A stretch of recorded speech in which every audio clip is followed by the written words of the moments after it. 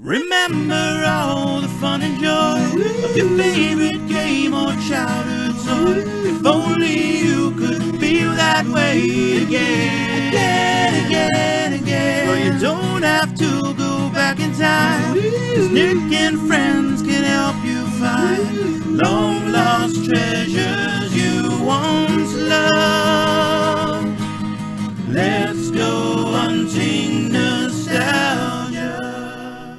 Welcome to Hunting Nostalgia. Look at this. I don't even want to work. This is so much fun. Today, I am in the greatest hometown in the world, my hometown, Mars, Pennsylvania. And I'm riding on a train. This is so much fun. Today I am at the Mars Historical Society to meet my friend Bob. Bob Lang is a walking encyclopedia for the town of Mars, Pennsylvania. Uh-oh, we're about to go through a tunnel. This is so much fun. Now I have been here and I have scavenged through plenty of people's houses, basements, attics in Mars, and there is one common theme. Uh-oh, here we go. There is one common theme.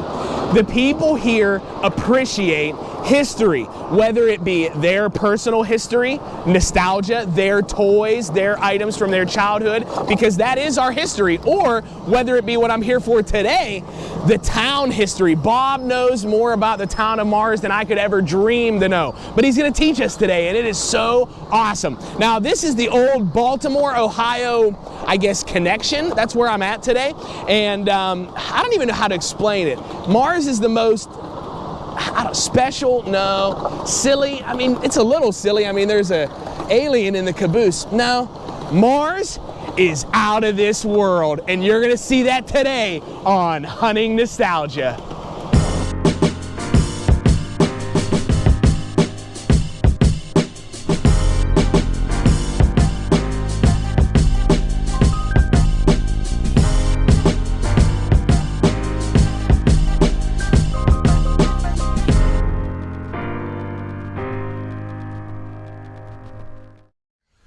One of my absolute favorite stops everywhere I go is the souvenir stand. I love it. And this souvenir stand here at the Mars Historical Society is actually run by a former teacher of mine from the Mars Middle School, Mary Jo Sweeney. And her father is actually responsible for preserving and collecting all of the old vintage signs that have ever been in Mars. It is so cool, and I actually want to show you inside this gift shop because, let's just say, there are items in there that are out of this world. I promise, I won't do that the whole time. That's a lie. But over here in this building, there is a warehouse here, and I'm going over to meet my friend Bob. And inside are those signs that were collected by Mary Jo's father. And it's so neat. Since 1909, I believe there's only one building in Mars that served the same function then that it does now. And it's actually the same building, same layout, everything. And that is Piper's Hardware. How cool is that? It used to be called Ziegler's Hardware. So we're going to go over here into this warehouse and take a look at all of these old vintage signs. I can't wait. Bob's waiting for me. This episode is going to be unbelievable. Let's go see what Bob has to say, huh? Just walking into this building, Bob, you can feel the history. This place is unbelievable. The fact that how large is your group of volunteers? On any given Friday, we have between 12 and 15 volunteers. What do you do on the Fridays? Well, we do maintenance. We clean up, we repaint, we run the train. We just help people whenever they need help on the campus. I gotcha. Just keep busy. Like I said before, you're a walking Mars encyclopedia. What's really neat is my grandmother for years helped run the Valencia Historical Society, and then all of their items have consolidated here to Mars. So even if you're from Valencia or surrounding areas, you gotta come and just see how cool this stuff is. It is so neat. Like the old signs, it's so cool. Because I remember as a kid, after the high school football game, we would come and we would eat at good old Uncle Bob's. Yep. Now it's another delicious restaurant now. What is the Springfield Grill? No, what's it called? No, it's Breakneck Tavern. Breakneck Tavern, I'm sorry. That's my fault. But delicious place. I was an Uncle Bob's guy. I love my Planet fries, I'll admit. But it's so neat to see the appreciation. And you said it was Mary Jo's father who collected all these signs. Bill Swaney. Bill Swaney. Wow. Now, I wonder if he just loved his town that much, or if he truly just appreciated that nostalgic feeling. You know, I mean, it must probably both. I would say both, because he was also a big collector of old cars. I know, and you're going to see that on a later episode of Hunting Nostalgia. He would collect, what do they call those? Well, it depends on the era. Mostly his were classic cars. Classic, but they're big enough for a child to ride in? Like, they're pretty big, Oh, they're aren't actual cars. Oh, they're... Oh, you're talking about pedal cars. Yeah, also. pedal cars. Yes, he also collected pedal cars and restored them. Oh my gosh. Well, I hear that they're absolutely legendary. You're going to see those on a future episode. It's really, really neat. But I did want to talk specifically about a few signs here, and it is so amazing. But there is actually, you picked up the box office for the old, and they called it the Mars High School Theater in town. I think that's what the ticket stubs. No, there were actually, Mars High School had a theater, an auditorium, but this theater was up here on Pittsburgh Street, and it ran from 1950 to 1960, and it was just a regular movie theater. Oh, right. Okay. So in town now, is that the professional building? Yes. Oh, so neat. It's like long. Long. Okay, so that was the old Mars movie theater. We're gonna check it out, because I want to ask you over here, but it is like I walked into 1950. Like, I'm just envisioning my grandparents walking into this ticket booth and buying their ticket. You know, it is so cool. You have to get down here. Can we check out the movie theater booth? Let's check it out. What do you say? Today, the United States plan to claim a whole planet through the most extraordinary expedition of our time, a flight through space by rocket ship. I hereby claim Mars in the name of the United States of America. Yes, Bud Abbott and Lou Costello go to Mars in the funniest movie on Earth. You'll howl when their misguided missile lands them on the manless planet Venus, amid acres and acres of gorgeous, man-hungry girls. In Abbott and Costello Go to Mars, the maddest adventure that ever happened at your movie theater. All right, just close your eyes. Imagine it's 1950. You're in downtown Mars and you have a date, a hot date, and you're going to the movies. This is the booth. So how did you get this here? Well, this is a replica of the Mars Theater. Oh, I see. What Bill Swaney again took all the bits and pieces off the original movie theater, and then he was kind of an electrical genius, and he came up with all the lighting and everything to have an example of what the theater was like. That is so neat. This is unbelievable. Wait till you see what's inside here. Go ahead, Bob. Oh my gosh. Abbott and Costello Go to Mars, my favorite. Oh, that's the best. Wow, so this, oh man, so this is precisely what it would have been like to walk in and get your ticket in 1950 to 1960 in downtown Mars. This is the actual ticket counter right here. Oh, this is it. Here, look at this. Wow, so the ticket taker would sit here. This is almost like an arcade game. You put your quarter in, oh, look. Oh my goodness, look at that. 1950 to 1960, the Mars Theater. 25 cents, go out with your date. Oh, this is my favorite. Hey, chick.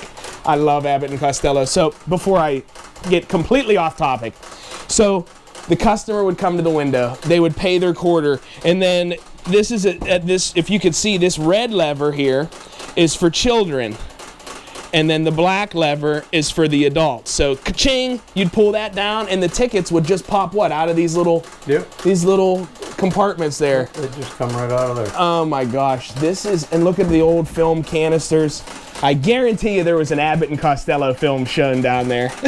This is amazing.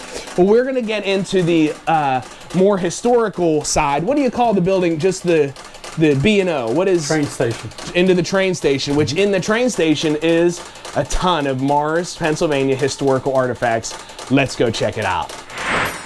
This building in Mars, Pennsylvania was built in 1897, but it wasn't here. No, it was actually over behind the Mars Bank. And then in 2000, they said they were going to destroy this building. The B&O Railroad was going to destroy it. So the town of Mars got together with the help of Mars Bank, and they chopped this sucker up into 1 million pieces, and they moved it here to become the Mars Historical Society. You remember that part in Willy Wonka whenever Mike TV wants to be the first man sent via television? Remember when they send the Wonka bar? That's exactly what they did with the B&O Railroad right here. This station where people would walk in and sit and wait for their train, they Wonka'd it over to this part of town. How cool is that? It's nowhere near as cool as the stuff that you're about to see in here. Nowhere near. Let's take a look. Wow. This, look at the alien. This place is so amazing. Imagine coming in 1897 when this building was built and sitting here waiting for your train. Imagine the lives and the people that sat here waiting for their next destination. You know, that is awesome. And that is nostalgia. Speaking of that, I love it. You can watch Hunting Nostalgia on Armstrong Channel 100 Tuesdays, Thursdays, Saturdays, 11:30, 8:30, and 12:30. How cool is that? Hey, Bob, so it's neat. This is a lot of giveaways. Yes, you know, from various businesses in Mars. Oh, it's so neat. I remember these little globes as a kid, the Neil Walker cards. I remember all of that. Actually, as a little crazy kid, I had to see what was inside of that globe, so I broke it open, and it's just a little metal world, but it was really, really neat. I love the fact you have some Armstrong Martians in there. This year, we did the Mars New Year, which was unbelievable. I mean, wasn't it Buzz Aldrin's son? I think so. It was so cool, so cool. But we gave those away at Armstrong at our booth. We gave those away, but this is amazing. This is such a neat place. Look, here's some stuff from the high school. This is, I remember, I don't know what year it was. I think it was 96 or 97. The Mars Fighting Planets were good enough to get to the championship at Three River Stadium at the time. And I remember those Mars hats, they looked like Cat in the Hat. But they made those, and all of us in the student section wore those.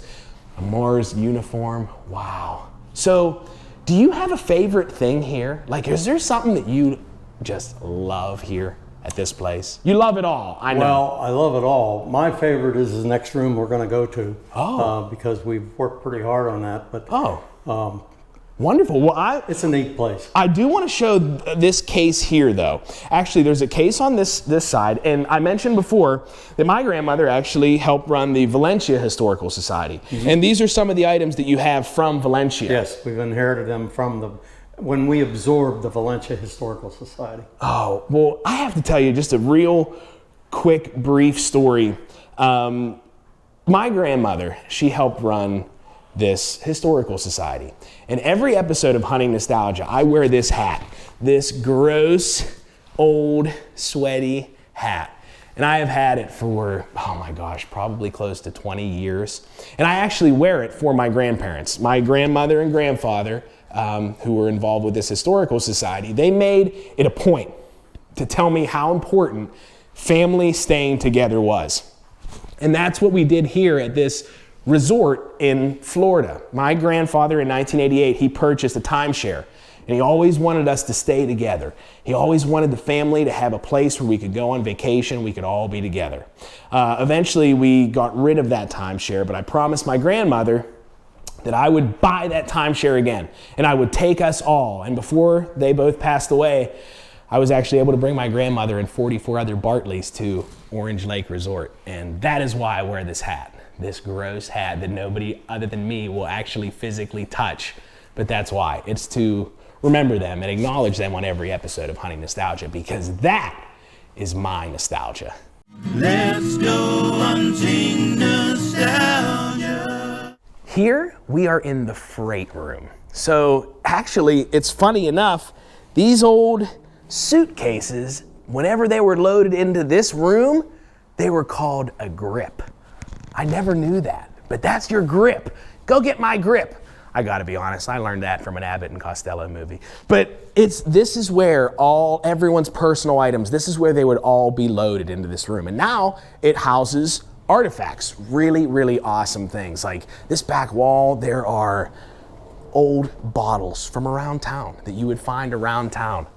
I don't want to touch too many things, but like ginger beer. How cool is that? You know, Tom Tucker ginger ale. This is my grandfather's favorite ginger ale. It was mint.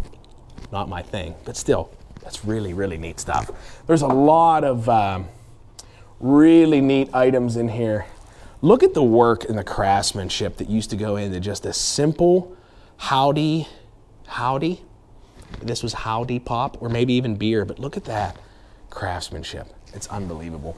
There are so many cool things. And actually, in this room, there's a huge scale model that Bob's gonna tell us about, but Bill Swaney, one of the men largely responsible for this and all of the artifacts and the signs, they found his lost marbles. Now, these marbles, and this is very odd, very interesting though to me, whenever there was something large in the early 1900s, late 1800s, they would get what these are called moving marbles. And they would lay these marbles out on the ground and they would put their extremely heavy item on top of those marbles and they would push it with all of these marbles underneath to help guide it. Isn't that awesome? I never knew that. Bob told me that. I pretended like it was my fact. It wasn't. But still, isn't that neat? So we're gonna meet up with Bob here over at the display. Let's take a look. This is Mars, baby. Wow. Between 1910 and 1931, there was an electric streetcar that ran from Pittsburgh through Mars to Butler. And it hauled people and it hauled produce and bricks from the Mars brickyard.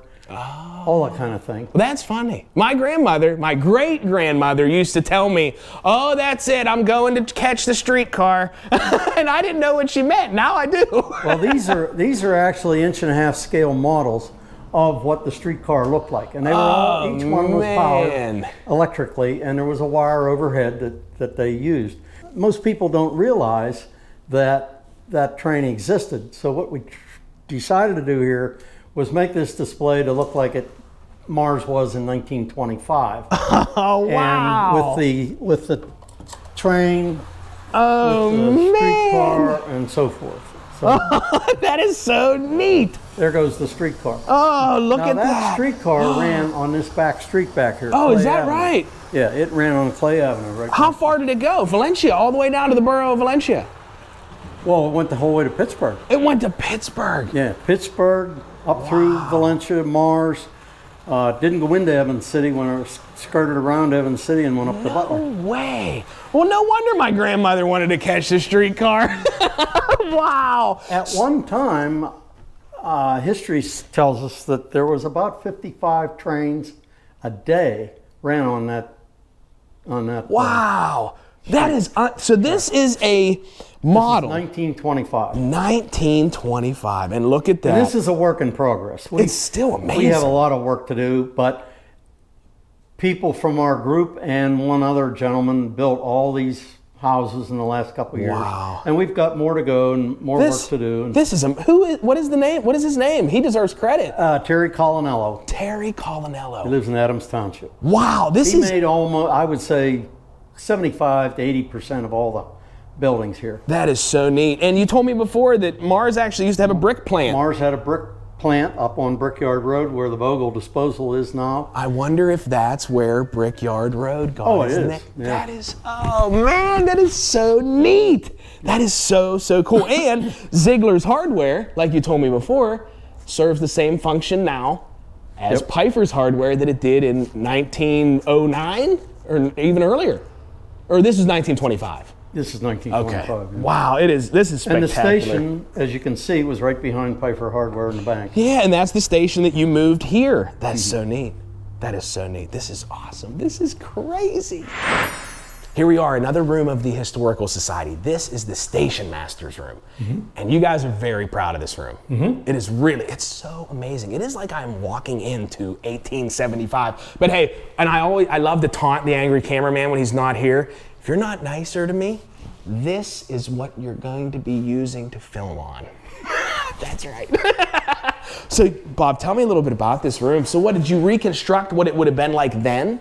Well, we've added to it. What happened was the station master would sit at this desk. He could look up and down the track, send messages out to the trains, and actually he sent messages out to the trains that came by. He would put a little note on here, and he would hold this out, and the locomotive, the engineer, would catch it. So oh my goodness, that is so amazing. So what, out this big window, he would reach it out? Yeah, well, he'd go outside. Oh, he would go. Yeah, out near the track. That is so neat. That is so anyhow, neat. this was his office and so forth. And he would sell tickets here at the window out to the people in the waiting room. And he'd take their packages and weigh them and so forth. And so this was his office. That is so, you know what this reminds me of? This specific, in Frosty the Snowman, the old, I think it was the 50s version, they're trying to buy a ticket to the North Pole. And Frosty and the little girl, they come up to the window just like this. And he's adding up Saskatchewan, Nova Scotia, and all the different, the Aurora Borealis. You remember that? That's what this reminds me of. That is really, really, Frosty did make it to the North Pole, by the way. So a lot of donations come in, like you said, like these phones and different clocks. We get a tremendous amount of donations of all kinds of historical things. In this particular room, we tried to take all the donations from that had to do with communications. So we have telephones, we have telegraph, typewriters. I'm sorry, I have to. Where's that coming from? There's a sending unit up there. Wow, I've always wanted to do that. Well, we're working right now. This isn't finished yet, but working on a display here. When a person hits that little red button, this fake hand will type out, "Hello, this is Mars," and this will click the message right here. So this is Mars Railroad Station, Evans City Railroad Station, and it just shows how the message went from one to the other. That's really neat. Oh my goodness. So is there a way that people can donate? Like, is there an email? How do they get a hold of you to donate? Well, we have a website, and of course they can come here on any Friday. We're here, but we do have a website where they can reach us. Okay, well, what is that website? Because we're going to put that website right here. MarsHistory.com. MarsHistory.com. Good job, guys. That is so neat. What is this? This is, I've only seen this in movies now. Okay. This is a telephone exchange. There was actually 2 of these in Mars in the 40s and 50s. Wow. What happened was there would be a lady, and this is an actual picture of one of the ladies in one of the exchanges here in Mars. Oh, Her name was Molly Corson. So anyhow, let's just say that Judy wanted to make a call. Sure. So she would pick up her receiver, she would dial the phone, and the message, the signal would come to this console. She would connect with these plugs. She would connect Judy to her, and she's sitting here with her. Oh my goodness. Okay, so she would ask Judy, well, who do you want to call? Well, I want to call Rita. Okay, so the operator would connect a couple other things, ring Rita's phone, and Rita would pick up the phone and take the call. Oh my goodness. So there was a live human being. Yes, and this lady was always there. She was listening all the time. Oh my gosh, so she would listen and she would have to. She had to. Wow. That is really Well, she really might have had 30 or 40 calls Sure. here, so she didn't listen to all of them, but she had the just ability. the spicy ones. Yeah. Wow. Yeah. That is So this is before amazing. rotary phones and rotary dial phones. And then we have, that next is rotary dial phones, where the people had to dial the calls. And then we went to push button phones, and then to the flip, phone, flip phones. I think everyone's grandmother had that yellow Yes. phone. Every single one. Wow, this was so much fun. You have to come here. You have, I mean, even if you're not from Mars, because you have items from Valencia, and you have to get here. This fool, I've lived here for a long time. I've lived here for too long to not have come here. I feel like a moron, but now I've finally been here, and I can't wait to show my kids this history. We're here for every Friday from 10 to 2. Every Friday from 10 to 2. Maybe they can put that right here. This is Hunting Nostalgia. Bob, thank you so much. You're this quite was welcome. spectacular. Thanks for coming. This made my day. This is, you know what? Before I end here, being around all the trains and all these models, it makes me think of a very, very famous Pittsburgher. It's such a good feeling to know you're alive. It's such a happy feeling. You're growing inside. That's what it makes me think of. You know, all these trains. Oh man, this is the best. This is Hunting Nostalgia. Get me Mr. Whitmore. Hello? Here's your Florida call, Mr. Whitmore. All right. Hello? Florida Medical Board, good morning. I'd like to talk to the man in charge of the records, please. Record department, just a moment, sugar. Record department? Tina Hawkins talking. Well, that was it. That was a small glimpse into my amazing hometown of Mars, Pennsylvania. I hope that you enjoyed it as much as I did. It is extremely embarrassing for me to say that almost 40 years of living in Mars, PA, and I've never been to that historical society until right now. Unbelievable. It is unbelievable. I can't wait to take my children to the Historical Society. So again, I'd love to thank Bob Lang. You are a walking Mars encyclopedia. Thank you so much for our tour today. John Watson, thank you for allowing us, the president of the Historical Society. And also a very special thank you to Mary Jo Swaney and her father, Bill, who, if not for Bill, I honestly believe that Historical Society would not be half as amazing as it is. And my buddy Brad Mellor for setting all this up, for getting this toy-sniffing weirdo into that amazing, amazing Museum of Mars, Pennsylvania. Thank you for watching. This is Hunting Nostalgia. Now, obviously, coming here today, I knew that I was going to learn a ton about stuff that I have never seen before. But Bob, what is this? This is unbelievable. Well, this is actually a dog treadmill, and it was the real thing. Of course, this dog isn't, but the dog would walk on this treadmill. How they kept him running, I don't know. But as he was running, the treadmill was turning, and this arm was going up and down. Well, while that arm was going up and down, it was moving this butter churn, and so he would be churning butter for however long. Oh my gosh, that is so. They probably put a dog bone here. Could be. That is genius. An old story is that these dogs would get so used to having to do this on a Monday, they didn't show up on Monday.